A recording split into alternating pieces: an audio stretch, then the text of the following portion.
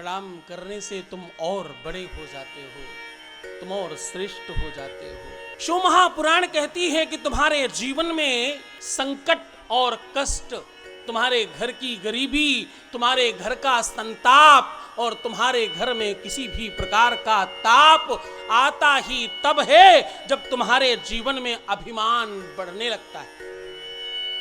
ध्यान से सुनना, बाबा शिव उस देवता का नाम है जिसने अपने घर में किसी भी प्रकार की कोई व्यवस्था नहीं रखी। बाबा शिव उन देवता का नाम है जो अपने लिए नहीं, तुम्हारे लिए उनका सर्वस्व है। घर, मकान, साधन, साधना, सब कुछ जो तुम्हें देकर बैठा हो उसे कहते हैं अवघड़ दानी। सब कुछ दान दे दिया तुम्हारे लिए, अपने पास कुछ नहीं रखा। उस देवता का नाम है महादेव।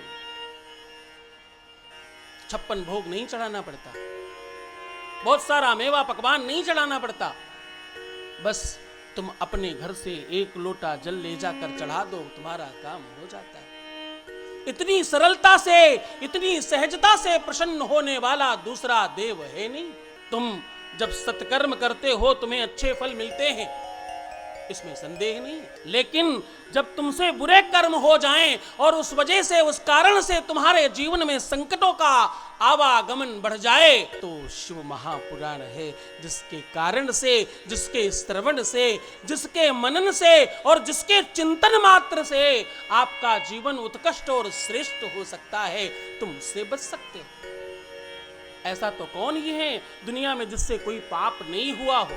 ऐसा कौन है जिससे कभी कोई अपराध नहीं हुआ हो? ऐसा कौन है जो ये कहे कि मैंने आज तक किसी भी प्रकार का कोई भी पाप या बुरा कर्म नहीं किया?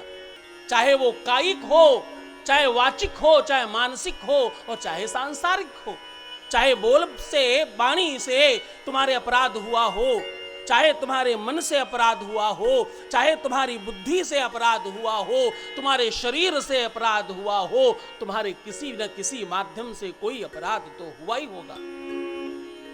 चलते बैठते कितनी सारी चींटियां, जीव जंतु मर जाते हैं हमसे, ये भी तो पाप है।